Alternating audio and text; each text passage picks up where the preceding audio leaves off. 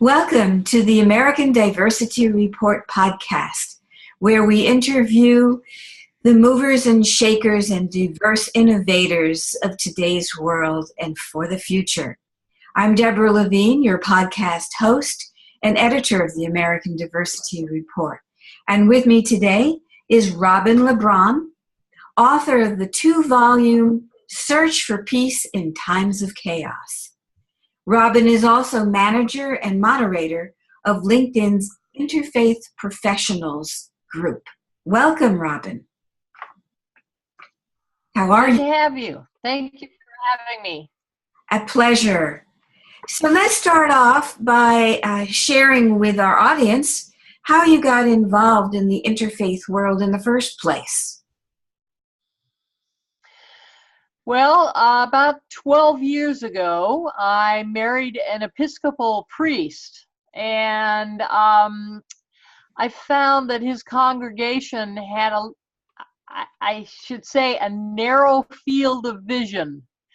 So I was trying to broaden their horizons a little bit and created a Christian education class that we did for 2 years, and we shared every week the beliefs and faith practices of 40 different religions to try and kind of open people's eyes and their hearts and their minds to realize that we're all in this world together and that we're not as different as we believe. And so that's kind of what started my process, and everything has kind of blossomed from there. And the LinkedIn group, how did you get involved with that?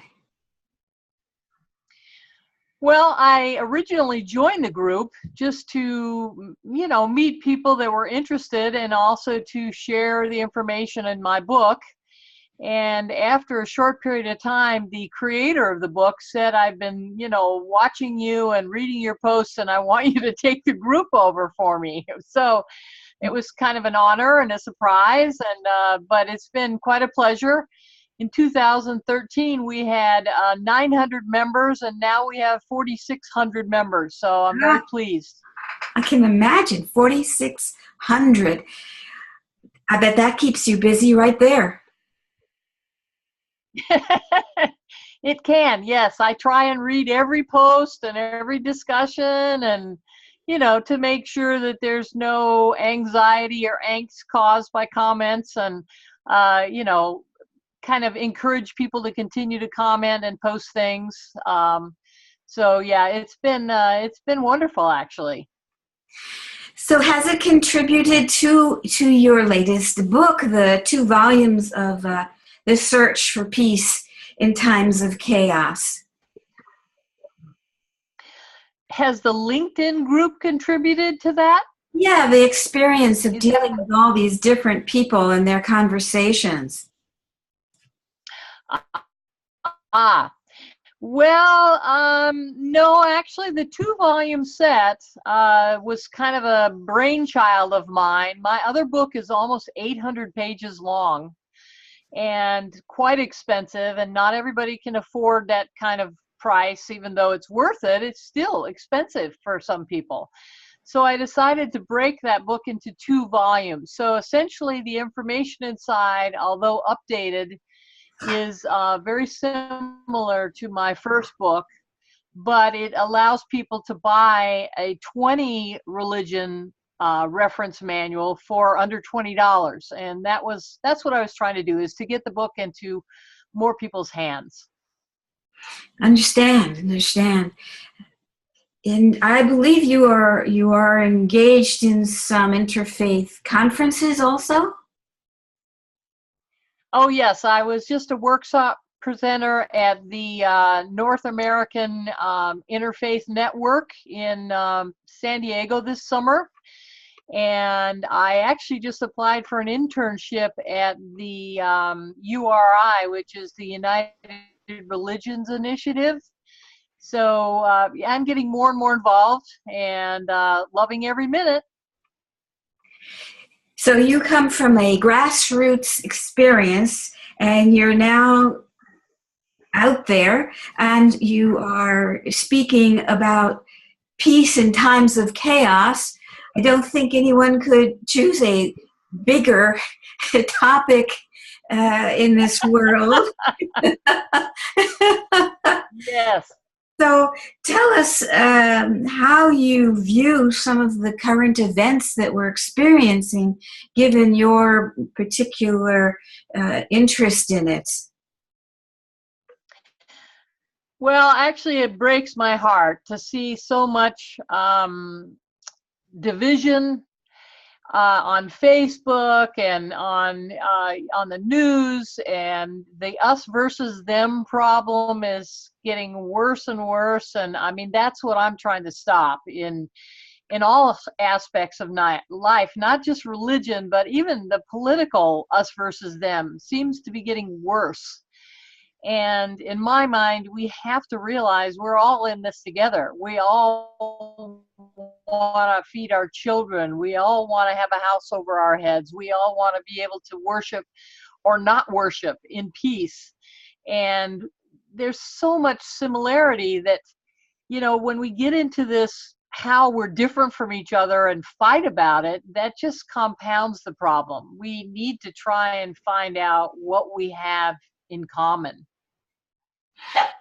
Do you think it's possible for that to happen in something like a place like Jerusalem?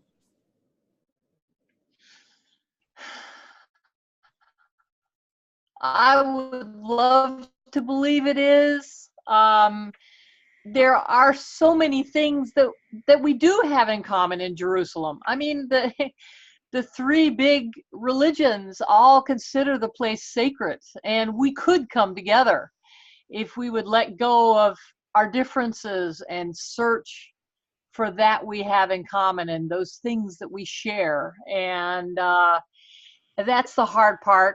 And I feel bad because a lot of politicians and people that want to stir the pot because it's better for them professionally or monetarily, and it just drives me crazy because I think the real people in the streets want peace. So what words of advice would you give to people about this coming year? How should they be thinking and working towards peace? What can they do practically in their own lives? Well, I think to concentrate on what we say to each other and how we say it, instead of looking for our differences to try and find common ground so that we can have peaceful discourse. There is going to be some differences, and there will be some trials, and there will be opinions that can never meet totally. But if we could find things we can talk about in a peaceful fashion and learn to be more civil to each other, I think civility is being lost in so many ways. And so to me, to practice the good old-fashioned golden rule, treat people the way you want to be treated, speak to them the way you would like to be spoken to, honor their feelings the way you would like your feelings to be honored, even though they may not be the same as your feelings. I think that's the key, is to try and accept people for who they are instead of trying to make them who you want them to be. When you look at the comments on LinkedIn and your interfaith professionals, what do you see emerging in these times on the comments? Are they being civil? Are they being thoughtful?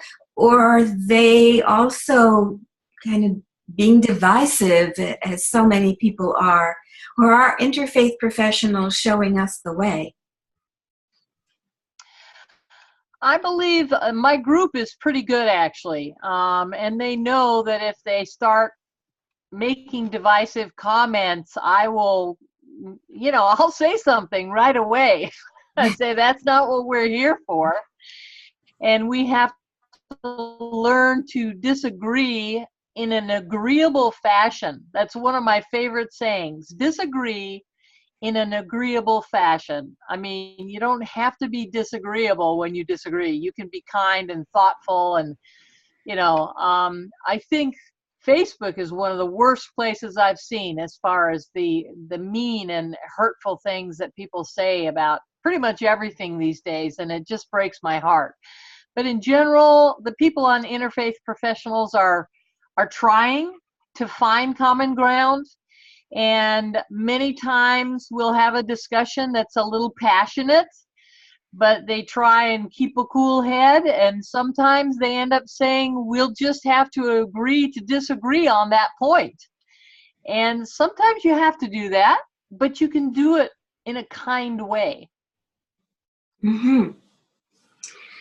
Well, obviously the interfaith professionals have something very wise and necessary to share with the rest of the world. And I'm hoping that in 2018 they will have an even higher profile amongst us. Do you think that that's likely?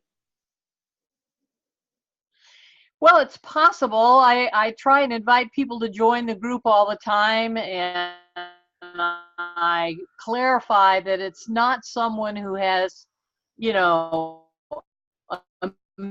ministry or faith professional in the sense that you work in interfaith, because we have probably half our members are professionals in other fields. They're bankers or they're computer geeks or whatever, but they believe in finding peace through interfaith.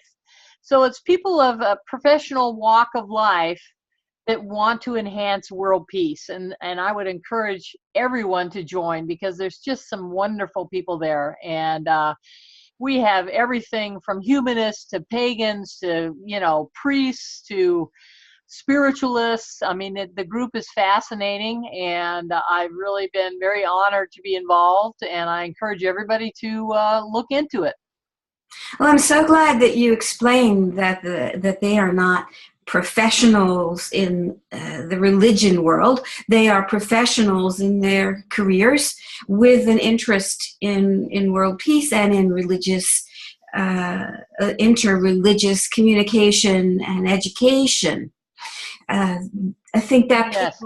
people don't realize that they can be a force in the interfaith movement without having a divinity school degree or being a minister or priest. They still count. Absolutely. Absolutely. I mean, that's how we do it. The grassroots, the ground floor, everybody is kind to everybody else, regardless of what they do for a living. I mean, that's the only way we can do this. How true.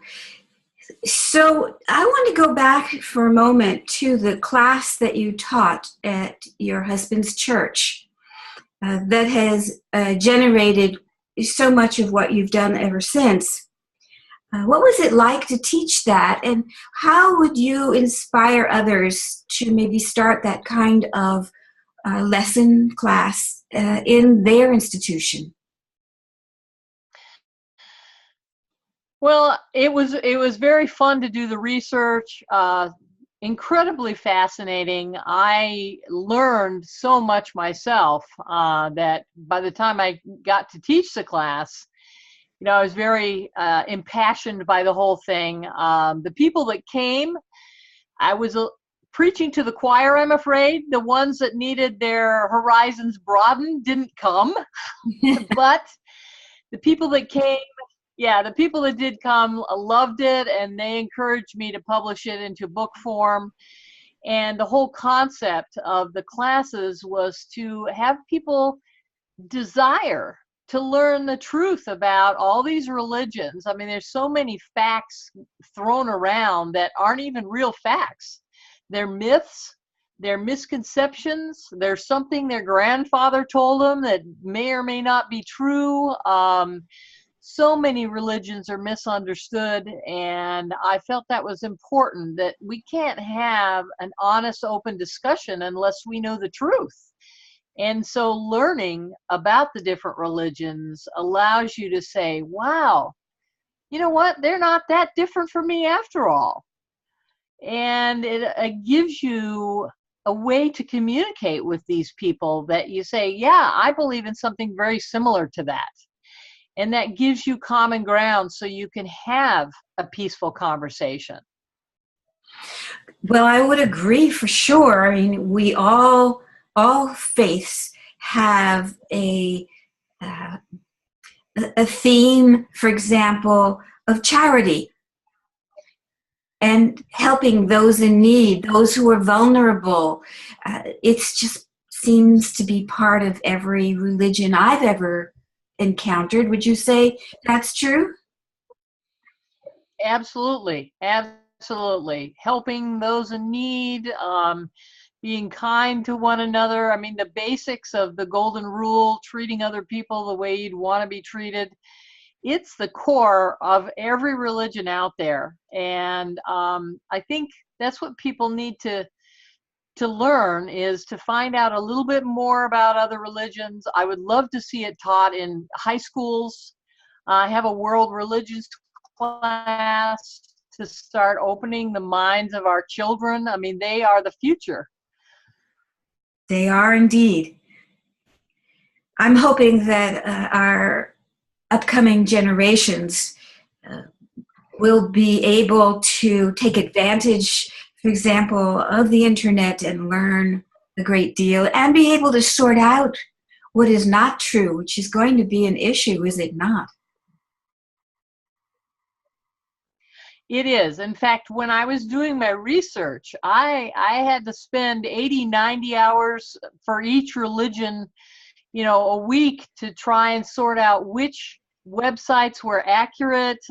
There was obviously people that had belonged to various churches that left and were disgruntled for some reason, and they would post things that wasn't accurate, and all these religions that are called cults and they really aren't.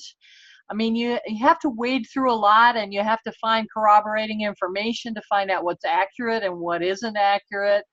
I had experts from the various religions look over my chapters to make sure that they felt like it was describing their faith properly. All of that is really important to get the truth out. It has to be an accurate truth.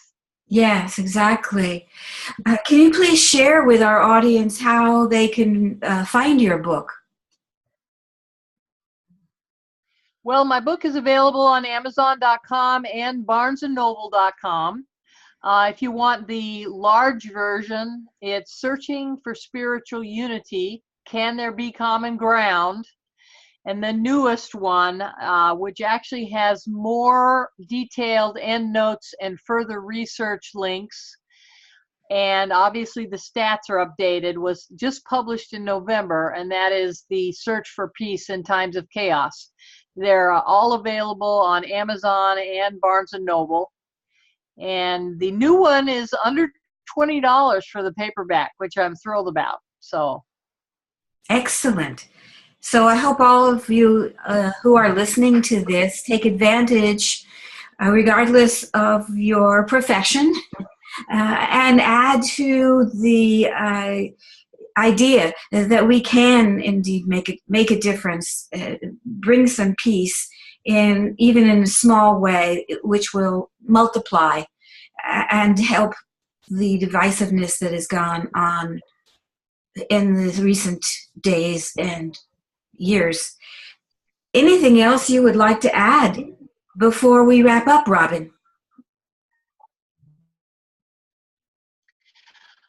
Well, I'm thrilled to be here. Thank you for having me. And I pray that we can continue to change the world one life at a time. Well, as they say in an old Yiddish proverb, from your lips to God's ears. Yes. Yes. So absolutely. Thank you so much, Robyn, for sharing your work, your books, your passion with us today. And audience, thank you for tuning in once again to the ADR podcasts. We will see you soon again, and best of luck in the coming year.